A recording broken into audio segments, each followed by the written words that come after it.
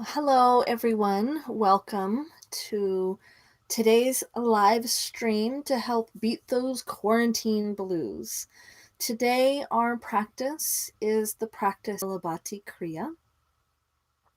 Kapalabhati means skull shining, and it is a practice that helps to kind of bring the energy up. It is called or defined as skull shining because you may, in fact, actually get this kind of, well, enlightenment, but also this glittery feeling on the skull. Kapalabhati, because it's a Kriya, which is technically a cleansing technique, comes with a number of not just disclaimers, but cautions and contraindications. So I'm going to list those off here, and um, and then I'll guide the practice in a very simple way, and then we'll kind of build on it from there. So Kapalabhati Kriya, this practice should not be done if you are pregnant, or at least within the last 2 trimesters of pregnancy, because you may not know that you're pregnant in that first trimester. You shouldn't do this practice if you have irritable bowel syndrome with towards diarrhea.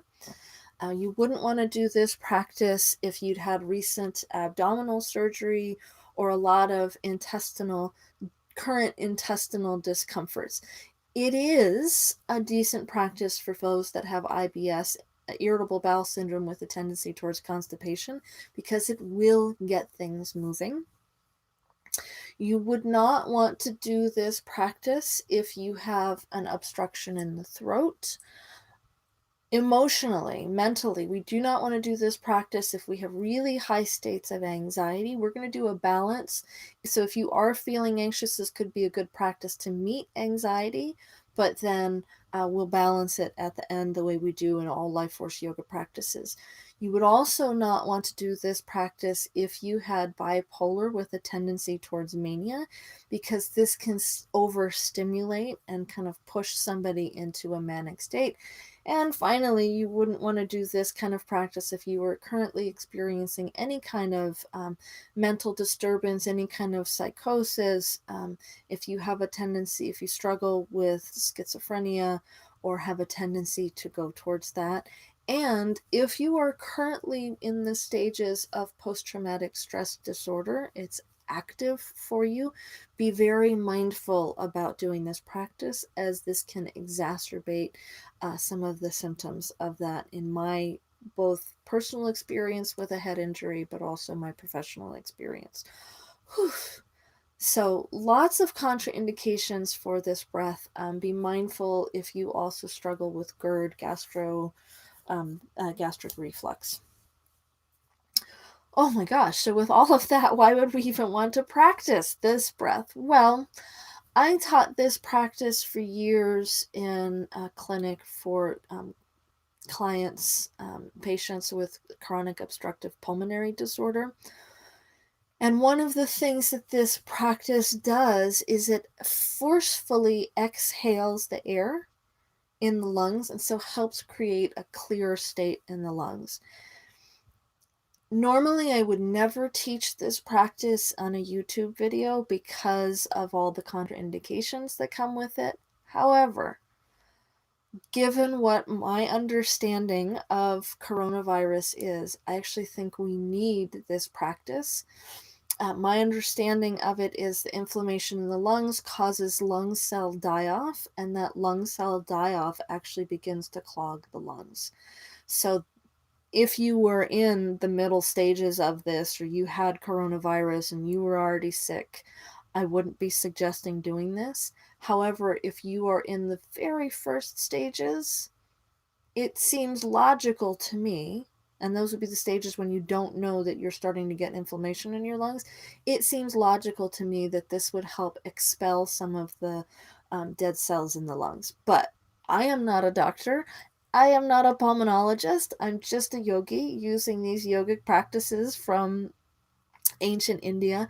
And so my application of logic is all that I can apply at this moment. So That's my personal thought on this, and please take it as only that. This is my personal thought. This may, if you have lung issues, I would consult with a doctor before you attempt this. You know, because this is there's just a lot more powerful of a practice. So that's one reason we might do this from the yogic perspective, which doesn't talk about clearing crud out of the lungs or anything like that. From the yogic perspective, what we're doing with this practice is we're stimulating the fire, the digestive fire, which we call agni. Agni is not just, and we're stimulating what we also call tejas. These are not things that you can measure with Western medical technology because they're yogic things. They're subtle body. These are the fires of transformation. So when we do a practice like this, it actually will bring up some of the karmic knots and the karmic seeds that live within us and help us to clear out those karmic knots and those karmic seeds.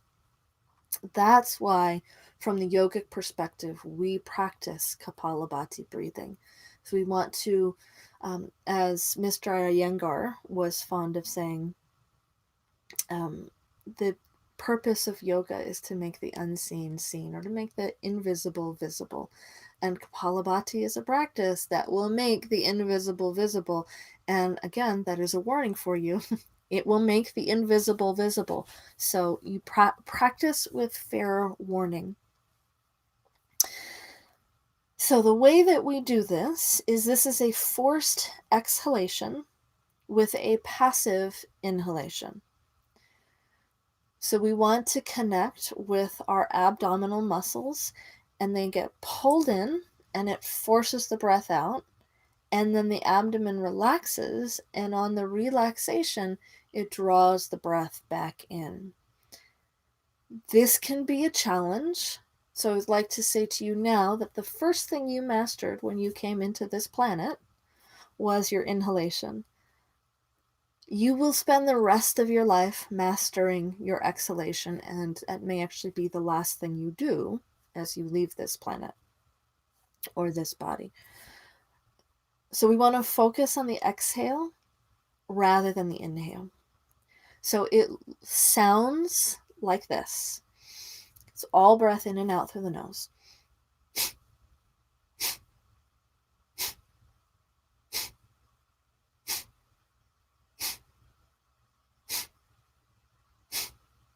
So I could keep going.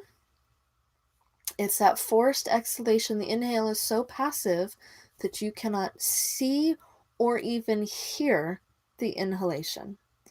We do this breath at about 1 breath per second. That 1 breath per second keeps it kind of calm and easy so that those of us who have those tendencies towards anxieties and manias and are struggling with post-traumatic stress disorder, it keeps it calmer and softer so that that contraindication isn't as hard and fast. So let's start to learn this breath.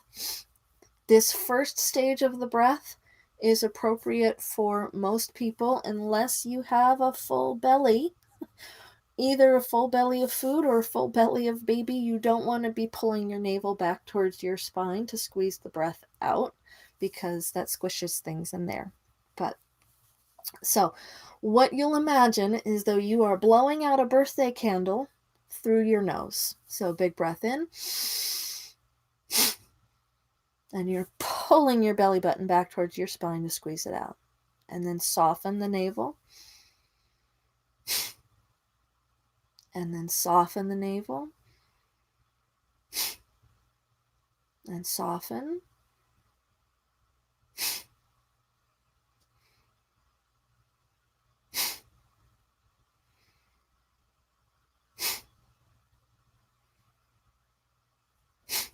It may help to put your hand in front of your nose so you can feel the push of air on your hand.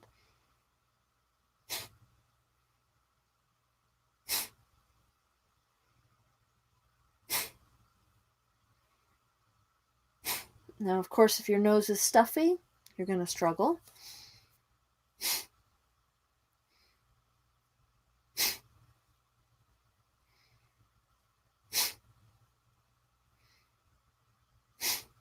And then simply relax.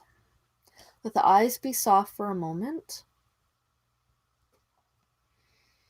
And allow the breath to flow or not flow. It's normal to feel like you're in a place of no breath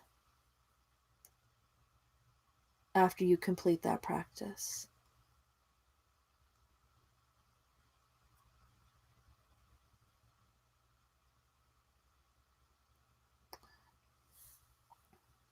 So feel free, if you're watching live, you can pop in comments or you can ask questions. I'll keep monitoring for any questions about this breath. So you're pulling the navel back towards the spine.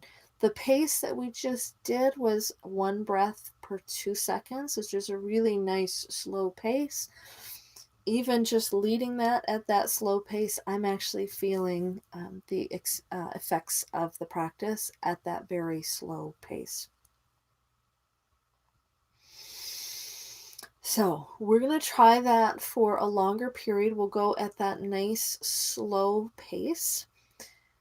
If this is the first time that you've ever practiced a breathing practice like this, it is normal for it to feel odd and like, what's happening here? I'm not quite sure I understand the mechanics of this. This is strange. All of that is normal when you learn a practice like Kapalabhati breath. The other disclaimer that I want to give you is don't practice this in the afternoon. It is very energizing and might keep you up at night. If you were, say, a long haul trucker and you needed to stay awake, this might be your great practice to do when you have a run and you need to stay up at night. However, if you need to go to sleep at a normal hour, do not practice this. Usually after the hours of 2 o'clock in the afternoon, that's when I tend to put a hard stop on this practice, is at 2 o'clock in the afternoon. It's best done on an empty stomach and empty intestines first thing in the morning. This is a fabulous practice for those of us experiencing, or for whom depression is currently visiting. It's beautiful because it helps to kind of lift that and move it out. So let's move into this practice. Let the spine be nice and long. You do want to be seated. You do not want to be upside down for this practice. Normally I like to say spine straight in any way that appears. Lying down on your back would not be good for this. Upside down would not be good for this. Nice, straight, long spine. I'm sitting cross-legged, but that's how I feel most comfortable. So, nice, long, cross-legged position with the body. So, let's take a deep breath in and let it go. And then inhale to 2/3 to begin.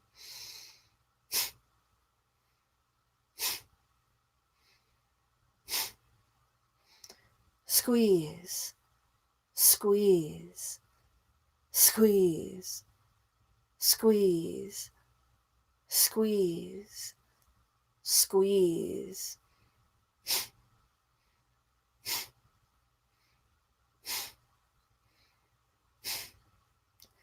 Squeeze, relax, squeeze, relax, squeeze, relax, squeeze, relax. Keep going.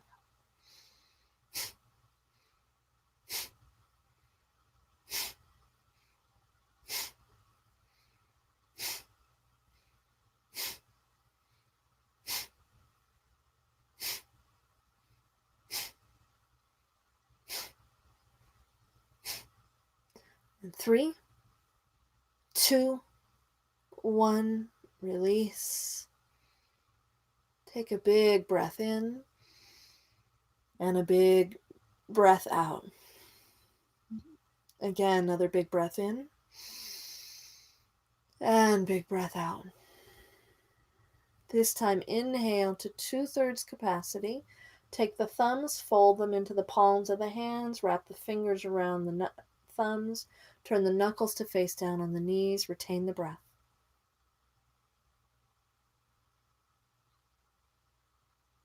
Keep the breath internal, staying with it past that first impulse to exhale. Listen to your body. When you need to, relax the hands, relax the arms, relax the shoulders.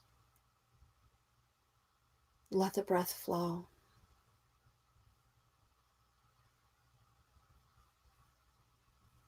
Let the eyes be soft and sense the left palm and fingers. Sense the right palm and fingers.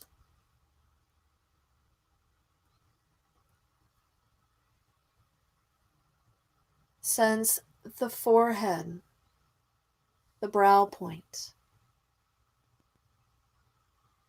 Notice if you feel a little clearer or a little brighter. If perhaps you feel a little tingling energy in the skull.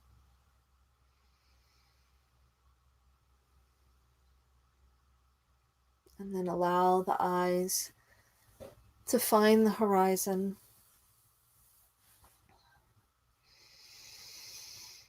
I hope that you found benefit from that practice. I will be practicing that every morning as a means of just keeping my energy clear, keeping my energy lifted, and maintaining my focus. And because without any evidence, I'm hoping this will help keep my lungs clear and help keep me from getting sick. Or if I do, it'll maybe only move me into a mild case. But that is purely my belief. And as you know, you do not have to purchase my belief system. So thank you for joining me. Feel free to skip ahead to in the future as you watch this. About the 7-minute mark is where the practice starts. That'll be in the description below. Make sure you join us daily for our videos. If you're watching this live, the next video up is lymphatic massage, Garshana, from the Ayurvedic perspective, and that is tomorrow at 9 o'clock Pacific time, 12 o'clock Eastern time. And I hope this brings you some light in your in our self-imposed isolations and quarantines. Please have a beautiful day. Subscribe if you want to get notifications, and I will see you next time. Thank you so much.